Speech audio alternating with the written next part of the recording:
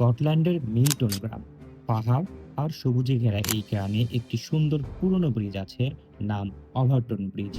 বাইরে থেকে দেখলে মনে হবে ছবির মতো সুন্দর, কিন্তু এই ব্রিজের আসল নাম শুনলে আপনার শির দ্বারা দিয়ে ভয়ের স্রোত বয়ে যাবে। স্থানীয়রা একে বলে ডগ সুসাইড ব্রিজ বা কুকুরদের আত্মহত্যার সেতু।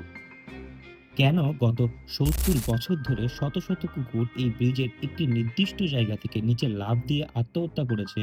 কেন কুকুর একবার লাফ দিয়ে বেঁচে গেলেও রক্তাক্ত শরীরে আবার উঠে এসে দ্বিতীয়বার লাফ দিচ্ছে? আজকের ভিডিওতে আমরা এই হরহিম করা অমীমাংসিত রহস্যের গভীরে যাব। চলুন শুরু করা যাক।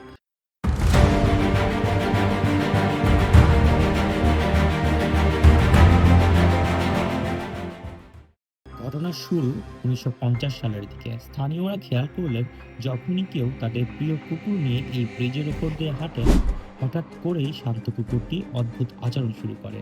চোখের পলকে কুকুরটি ব্রিজের রেলিং টপকে ৫০ ফুট নিচে পাথুরে জমিতে লাফিয়ে পড়ে। সবচেয়ে অদ্ভুত বিষয় হলো তিনটি। এক, কুকুরের সবসময় ব্রিজের একই পাশ এবং একই পয়েন্ট থেকে লাফ দেয়। ২, তারা সবসময় রৌদ্রোজ্জ্বল দিনে লাফ দেয় যখন আবহাওয়া পরিষ্কার থাকে। এবং ৩, যে প্রজাতির কুকুরেরা ঘ্রাণশক্তি বেশি, যেমন ল্যাব্রাডর বা স্প্যানিয়েল, তারাই এই ঘটনার শিকার বেশি হয়। এমনই এক প্রত্যক্ষদর্শী ডোনা হ্যামিল্টন। তার কুকুর ক্যাসি যখন হঠাৎ করে লাফ দেয়, ডোনার ভাষায় সেটি কখনো সাধারণ লাফ ছিল না।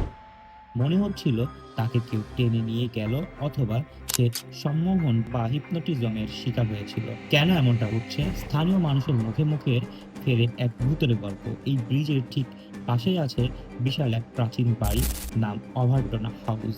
লোককথা অনুযায়ী ১৯০৮ সালে এক শোকার্ত নারী, যাকে লেডি অফ ওভারটন বা হোয়াইট লেডি বলা হয়, একাকী এই বাড়িতে থাকতেন। অনেকের বিশ্বাস, সেই হোয়াইট লেডি আজও এই ব্রিজে ঘুরে বেড়ান। কুকুরেরা নাকি এই অশরীরী আত্মাকে দেখতে পায় এবং ভয়ে বা তার ডাকে সাড়া দিয়ে নিয়ন্ত্রণ হারিয়ে লাফ দেয়। ১৯৯৪ সালে এখানে এক ব্যক্তি তার নিজের সন্তানকে ব্রিজ থেকে ফেলে দিয়েছিলেন, এই দাবি করে যে তার আসল সন্তান আসলে শয়তানের রূপ। এই ঘটনা অলৌকিক থিওরিকে আরো শক্তিশালী করে তোলে। কিন্তু বিজ্ঞান কি বলে? Behavioural specialist doctor David sands এই রহস্যের চোখ খুলতে সেখানে যান। তিনি লক্ষ্য করেন ব্রিজের ওই নির্দিষ্ট পয়েন্টের নিচে মিঙ্ক নামক এক ধরনের বন্য প্রাণীর বসবাস। এই প্রাণীর মূত্রের গন্ধ অত্যন্ত তীব্র এবং কুকুরদের পাগল করে দেওয়ার জন্য যথেষ্ট। বিজ্ঞানীদের মতে কুকুরগুলো যখন ব্রিজের উপর দিয়ে যায়, তখন নিচে থেকে সেই তীব্র গন্ধ তাদের নাকে পৌঁছায়। উপর থেকে রোলিং এর কারণে কুকুররা নিচে কি আছে দেখতে পায় না। তারা মনে করে নিচে হয়তো ঘাসের জমি বা সমতল কিছু আছে। সেই শিকারী প্রবৃত্তির তাড়নায় তারা লাফ দেয় এবং মর্মান্তিক দুর্ঘটনার শিকার হয়।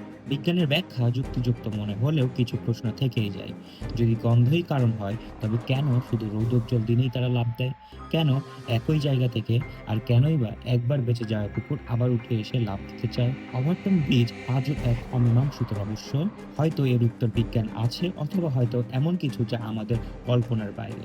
আপনি কি আপনার পোষা কুকুরকে নিয়ে এই ব্রিজে হাঁটার সাহস করবেন? কমেন্টে আপনার মতামত জানাবেন। ভিডিওটি ভালো লাগলে বন্ধুদের মাঝে শেয়ার করবেন। সবাই ভালো থাকবেন। আসসালামু আলাইকুম।